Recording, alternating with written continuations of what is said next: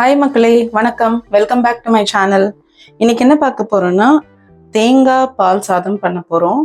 அதாவது ஒரு புலாவ் டைப் இது. இதில் வந்து நம்ம யூஸ் பண்ண போகிற பொருட்கள் பாஸ்மதி அரிசி எடுத்துருக்கு ஒரு கப்பு தேங்காய் பால் தான் மெயின் இன்க்ரீடியன்ட். இதில் ஒரு கேரட், ஒரு 4-5 பீன்ஸு, இது ரெண்டுத்தையும் நம்ம பொடியாக கட் பண்ணிக்கலாம். ஒரு பெரிய வெங்காயம் மெல்லிசா நீளமாக கட் பண்ணணும். ஒரு அரை பூண்டு எடுத்திருக்கேன். காரத்துக்கு பச்சை மிளகா, ஒரு 5 பச்சை மிளகா, கருவேப்பிலை. இதுக்கு தாளிப்புக்கு பார்த்தீங்கன்னா சோம்பு, பட்டை, அதுக்கப்புறம் 2 பிரியாணி இலை. இவ்வளோதான், ரொம்ப சிம்பிளான விஷயம். வெங்காயம் வந்து கட் பண்ணிக்கோங்க. இதை வந்து ரெண்டுத்தையும் கேரட்டும் பீன்ஸையும் வந்து பொடியாக கட் பண்ணிக்கோங்க. தேங்காய் பால் எடுத்துக்கோங்க.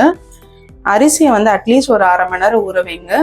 ஊற வச்சிட்டிங்கன்னா ஈஸியாக குக் ஆகிடும். இதை 1 pot குக்கிங் மாதிரி தான் பண்ண போகிறோம். குக்கரில் வச்சு தான் எல்லாத்தையும் வதக்கி ரெடி பண்ண போகிறோம். ஈஸியான குக்கிங். மேக்ஸிமம் நீங்கள் அரிசியை ஊற வச்சாச்சுன்னா ஒரு 20 minutesல நீங்கள் குக்கிங் முடிச்சிடலாம். கட் பண்ணி வதக்குற டைம் தான். வாங்க குக்கிங்க்கு போகலாம்.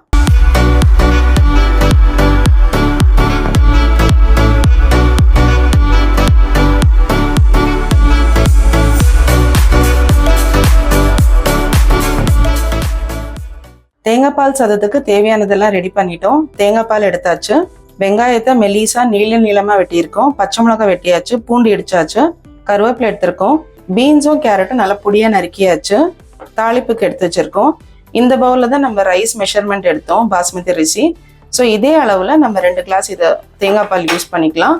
1/2 hour அரிசி ஊறிடுச்சு. வாங்க குக்கிங் ஸ்டார்ட் பண்ணிடலாம். ஃபர்ஸ்ட் நம்ம குக்கரை வந்து ஆன் பண்ணிக்கணும். கேஸில் வச்சாச்சு. சூடாகட்டும். எண்ணெய் ஊற்றுறோம். எண்ணெய் வந்து ஒரு கரண்டி எண்ணெய் ஊற்றிருக்கேன். இந்த கரண்டி அளவுக்கு எண்ணெய் ஊற்றிருக்கேன், ஒரு கரண்டி. ஸோ கிட்டத்தட்ட ஒரு 6-7 ஸ்பூன் எண்ணெய் ஊற்றிருக்கேன். எண்ணெய் காஞ்சிருச்சு. தாளிப்பு போட்டுடலாம்.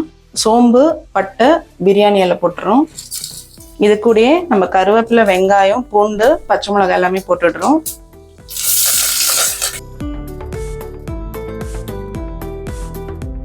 நல்லா வதங்கணும். பூண்டோட பச்சை ஸ்மெல் போகணும். வெங்காயம் வந்து நல்ல ப்ரௌன் கலரா வறுபட்டு வரணும்.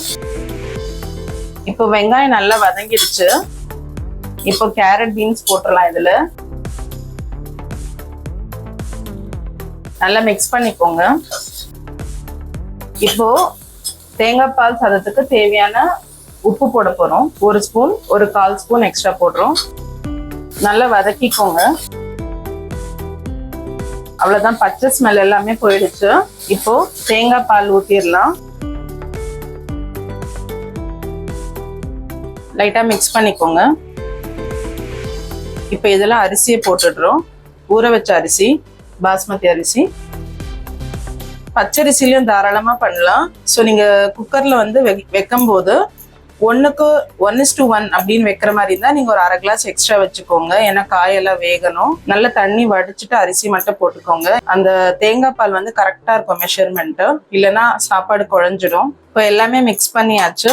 உப்பு வந்து பெர்ஃபெக்டா இருக்கான்னு ஒரு தடவை கூட நீங்க செக் பண்ணிக்கோங்க. அவ்வளவுதான். இதை ஹை ஃபிளேம்ல ஒரே ஒரு விசில் வைக்கணும். மூடி வச்சிடலாம்.